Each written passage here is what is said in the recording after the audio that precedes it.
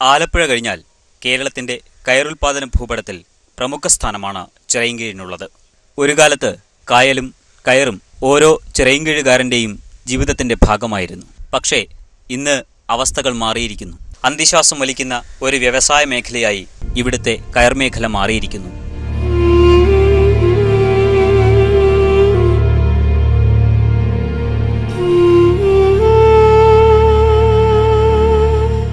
വികസന സ്വപ്നങ്ങൾ ആകാശപാതയിലൂടെ എക്സ്പ്രസ് വേഗത്തിൽ പാഞ്ഞു പോകുമ്പോഴും ഈ മേഖലയിലെ പ്രശ്നങ്ങൾ ഇനിയും പരിഹാരം കാണാതെ അവശേഷിക്കുകയാണ്.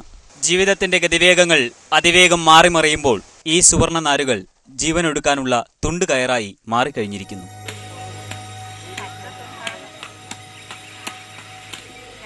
സവിശേഷമായ ഭൂപ്രകൃതിയും തൊണ്ടിന്റെ ലഭ്യതയും ചിറയിൻകീഴിനെ മികച്ച കയറുൽപാദക പ്രദേശങ്ങളിൽ ഒന്നാക്കി മാറ്റി.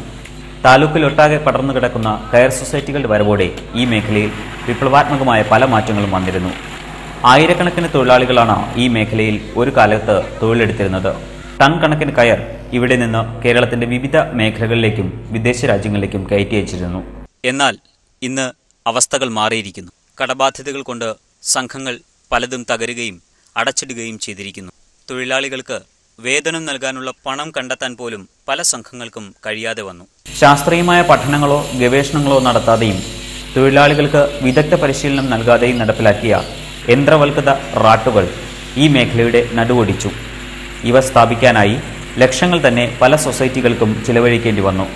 സാമ്പത്തികമായി ഈ സംഘങ്ങളുടെ അടിത്തറ ഇതോടെ പാടെ തകർന്നു എന്ന് പറയാം. ഒരു വ്യവസായ മേഖലയുടെ സാവധാനമുള്ള മരണത്തിന്റെ തുടക്കം കൂടിയായിരുന്നു അത്. ഉൽപ്പന്ന വൈവിധ്യവൽക്കരണത്തിനും യന്ത്രവൽക്കരണത്തിനുമായി നിരവധി പദ്ധതികൾ ആവിഷ്കരിച്ചു എങ്കിലും അവയൊന്നും ഫലപ്രാപ്തിയിലെത്താതെ പോവുകയായിരുന്നു ഇവിടെ. ഇതുവരേക്കും ഈ പറച്ചിൽ മാത്രമേ ഉള്ളൂ. ഞാൻ ഈ രംഗത്ത് 20-35 വർഷങ്ങളുണ്ട്. ഈ സർക്കാർ കൂടെ കൂലി വർദ്ധിക്കുമ്പോഴത്തേക്കൊരു പദ്ധതികളും അതും ഇതുമൊക്കെ കൊണ്ടുവരും. കയറെടുക്കാമെന്ന് പറയും. ഇതൊന്നും നടപ്പ് വരുന്നത് ഇതുവരെ നടപ്പ് വന്നിട്ടില്ല. ഇനി നടപ്പ് വരാനും പോകുന്നില്ല. ഇപ്പോൾ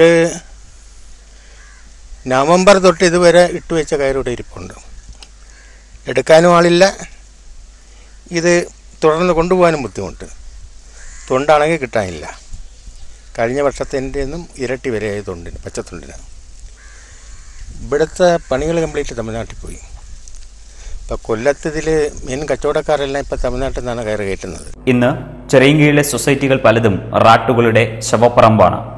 ഇതിൽ നിന്ന് യഥാർത്ഥത്തിൽ ലാഭം കൊയ്തത് റാട്ടുകൾക്കും സൊസൈറ്റികൾക്കും ഇടയിൽ ഇടനിലക്കാരായി വർദ്ധിച്ച രാഷ്ട്രീയക്കാർക്കു തന്നെയാണ്.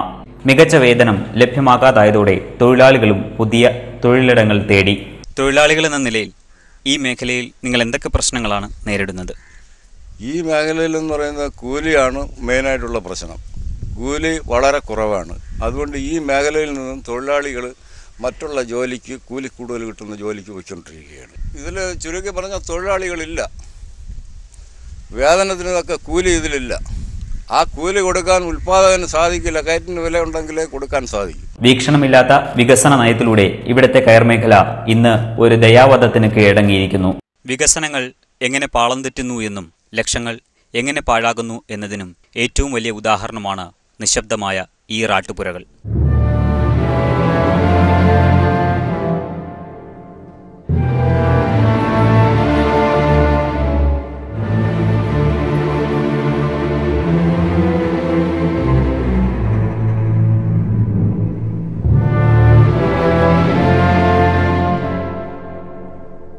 വികസന സ്വപ്നങ്ങൾ തെരുവിൽ നിന്ന് മൈക്ക് കെട്ടി വിളിച്ചു പറയുമ്പോഴും ആയിരക്കണക്കിന് തൊഴിലാളികളുടെ ജീവിത സ്വപ്നങ്ങൾക്കുമേലാണ് ഈ കാട് പടർന്ന് പന്തലിക്കുന്നത്.